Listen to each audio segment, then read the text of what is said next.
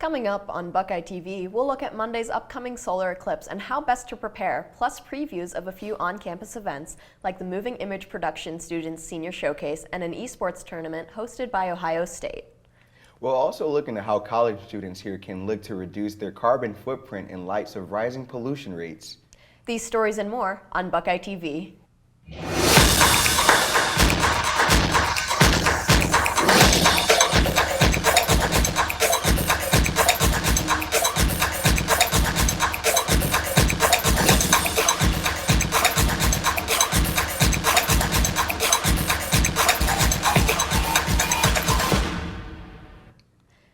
Hi everyone, and thanks for tuning in. I'm Zoe Setzenfan. And I'm Tori Brown. We've got a packed show tonight on Buckeye TV, so be sure to stay tuned for stories directly impacting the Ohio State community.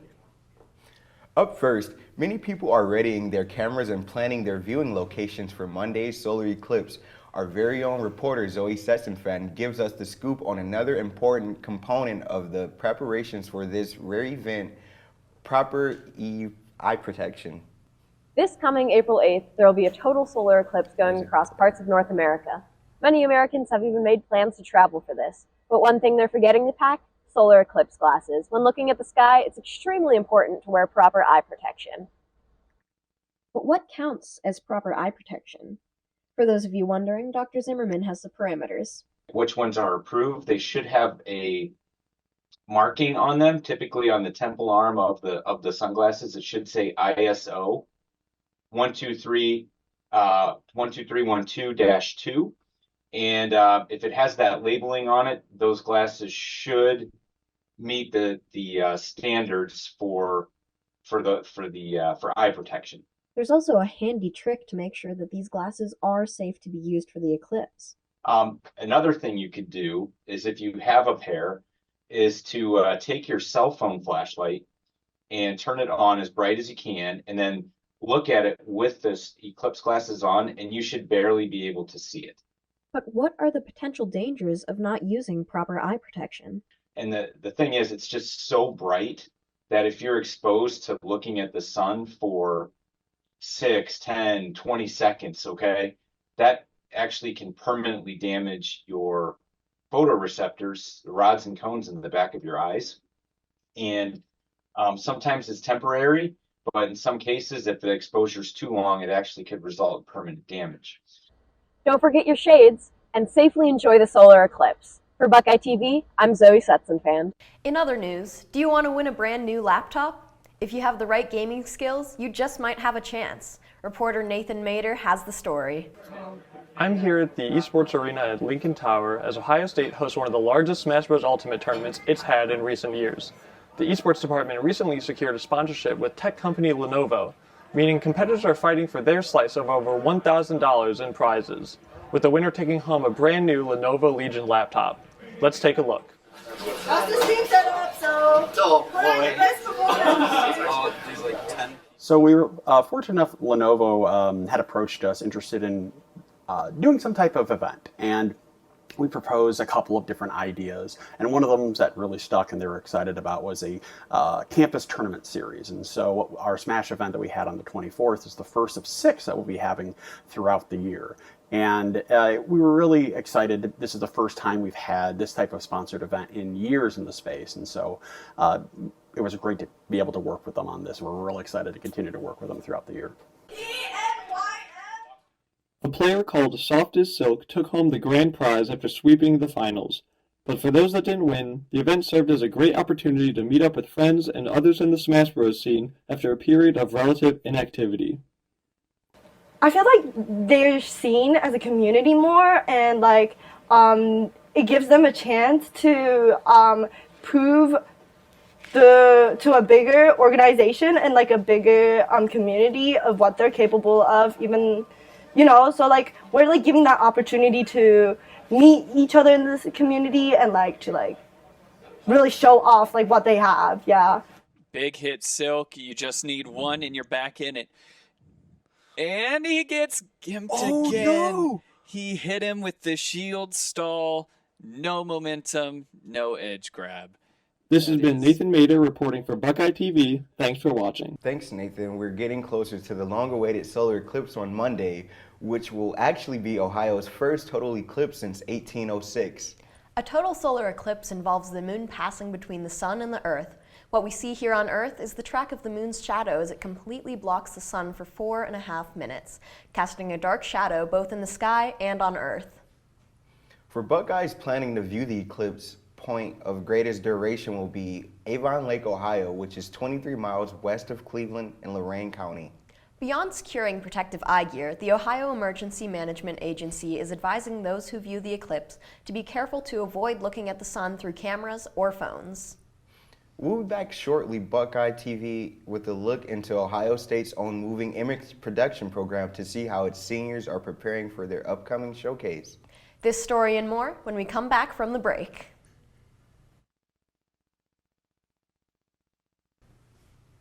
We're back on Buckeye TV. Thanks for sticking with us. Up next, our reporter Cassidy Krieger is talking to some of Ohio State's seniors in the Moving Image Production major, who will be presenting their senior showcase April 10th and 11th.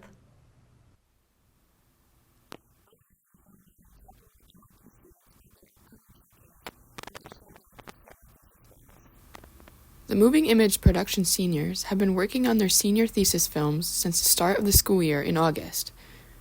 Coming up on April 10th and 11th, they are getting the chance to screen their films in front of a live audience. There's a wide array of narrative, animation, documentary, and experimental films being shown. I talked to one MIP student about his film getting screened.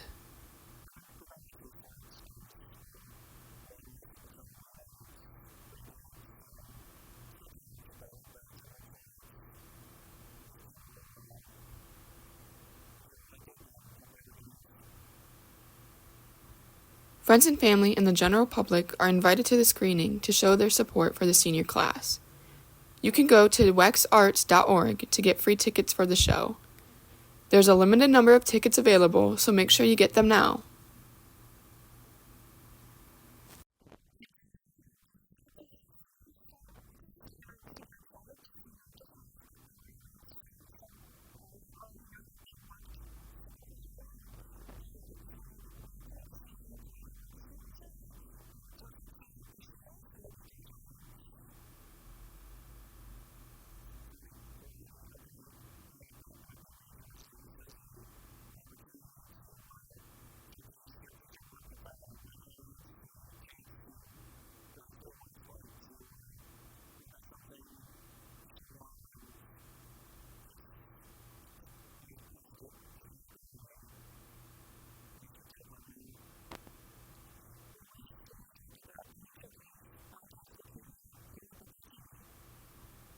Thanks, Cassidy. It's that time of year when high school seniors are receiving decisions from the colleges they applied to in the fall. As future Buckeyes open their acceptance letters, one particular demographic of Ohio State students is often forgotten. Reporter Tori Brown has the scoop. Welcome back to Buckeye TV. I'm your reporter, Tori Brown. Today I'm at The Ohio State University, where today I will be asking transfer students about their potential challenges as an incoming transfer student and what advice they have to offer to other transfer students. As spring semester is coming to a close, campus tours have begun for admitted freshmen and transfer students for the following fall semester. Adjusting to a new college campus can be a little stressful. Recent data from Ohio State's 2023 Fall Enrollment Report shows that over 1,800 students were admitted, which is a slight decrease from the previous years, including pre-pandemic numbers. As a transfer student here at Ohio State, would you say that you have had any challenges adapting or adjusting to the campus life here? You know, as a transfer student, you kind of already have that college experience, taking classes and kind of just adjusting to it, the schedules and whatnot. But I would definitely say there's a little bit of an issue socially. You know, true freshmen kind of come in, you know, with their high school friends and their own little cliques. But as a transfer student, you're kind of, you know, by yourself. So it is a little bit challenging in that aspect. I would say no, because you can always connect with students. And I think in my own experience, it's about being yourself, you know, being out there, being social, and always have new perspectives. Do you have any potential advice you could offer to incoming transfer students to help them adapt or adjust a little more efficiently?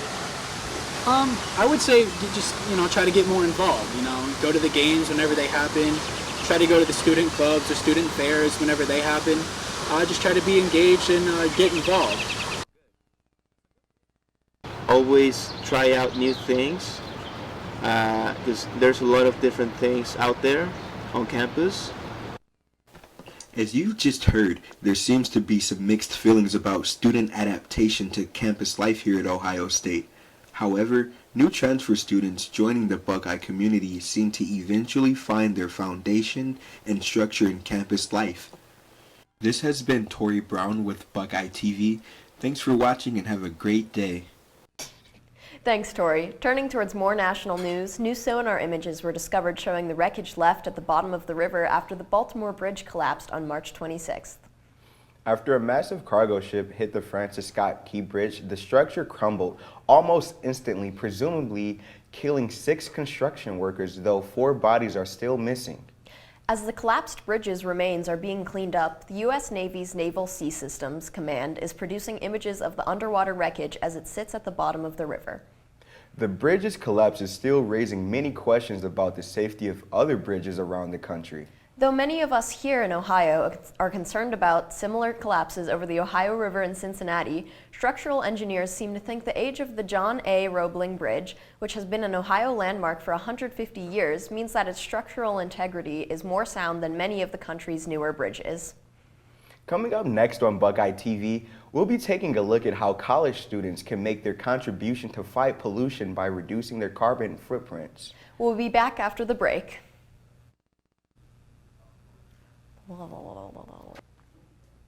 Local residents may need to be alert about their lung health. Columbus has received some scary news about its air quality. Reporter Kevin Aguilera has the story.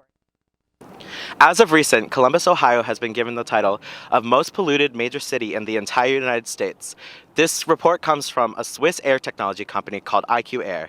Today I'm on campus to see how Ohio State students react to this and what they are doing to combat the issue. It doesn't make me feel great. It's kind of sad to hear. I wouldn't really expect Columbus to be out of all cities. The metric that IQ Air uses is an assessment of the amount of particulate matter 2.5. This includes pollutants that can be dangerous for one's health. The standard healthy amount is 12.0 micrograms per cubic measure. You can see Columbus versus other major cities here on this graph. However, it is important to note that this method is disputed by the Columbus EPA, stating that it paints an inaccurate picture of the issue. It honestly makes me really sad because I feel like as a community we have to start making changes about our environment, and it's just unfortunate that I live in a city that hasn't changed that much. As a community, there are things that we can continue to do and things that we can improve upon in order to improve our city's air quality. I think there's so much single-use plastic in the dining halls and just at all the cafes and stuff that could easily be minimized. I just try to not take Ubers or Lyfts. If anything is relatively close, I try to walk or bike as much as I can. So yeah, Well, it seems like Columbus residents are very surprised and saddened to hear about this news. But there seems like there's light at the end of the tunnel because students are doing a number of different things to reduce their environmental impact. I'm Kevin Aguilera reporting for Buckeye News. The annual NCAA March Madness tournament has almost finished with only 4 teams left standing: Purdue, UConn, NC State, and Alabama. Reporter Nick DeSantis is talking to some Buckeye basketball fans to hear their thoughts. The past few weeks, all throughout Columbus, students have been glued to their TV screens watching the NCAA March Madness tournament.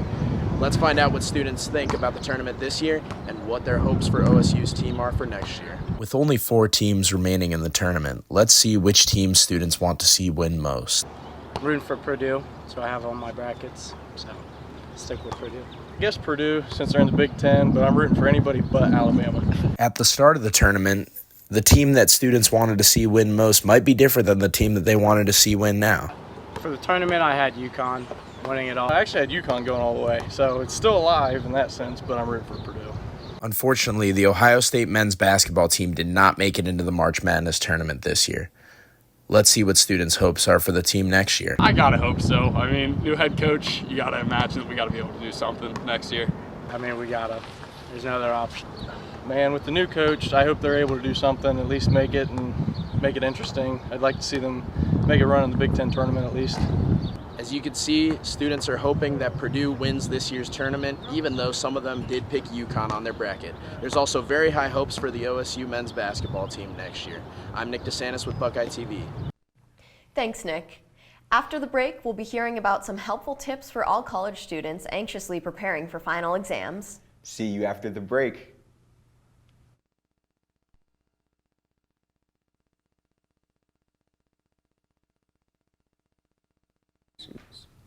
Welcome back to Buckeye TV, calling all college students. To help get you ready to ace your final exams, reporter Cooper Palermo is talking to some upperclassmen to get their advice on the best studying tips for this year's exam season. With final exams just around the corner, students are hitting the books harder, but what's the secret to the success for this intense period? I asked one student how to create a structured study plan to help alleviate stress and to ensure that you cover all the material effectively. Let's hear what he has to say. What really helps me study is finding a good spot in the library, or if my roommate's gone, studying in my dorm. But my favorite place to study is the basement of 18th Avenue Library. There's a small little corner room that no one really goes to, and there are a bunch of tables in there, and it's just a really quiet environment so I can actually focus on my work, and it helps me study for midterms and finals. As finals approach, students are seeking out the best strategies to tackle their exams head-on. Let's hear from some seasoned upperclassmen about their top study tips. My biggest study tip is to make sure you don't cram everything into 1 week and spread out all of your studying. Finding a comfortable and distraction-free space can enhance focus and productivity during study sessions. Let's listen to the advice the student has to offer. And then something I do for breaks if I'm feeling really stressed out or burnt out with my work, typically I'll go for a walk or something. I'll listen to music and let myself just relax and breathe for a second before I get back into it. If I keep doing the same work over and over for hours, that won't be as helpful for me. And I know giving myself a break will actually be nice. Those have been wise words from those who have been in your shoes. Whether it's starting early, finding the perfect study spot, or taking a well-deserved break, I'm sure these tips will help you conquer your final exams. I'm Cooper Palermo, reporting for Buckeye TV. Thanks, Cooper, and thanks everyone for tuning in tonight. Be sure to come back Tuesday for another exciting show. I'm Zoe Setzenfand. And I'm Tori Brown. And we'll see you next time. Have a great day.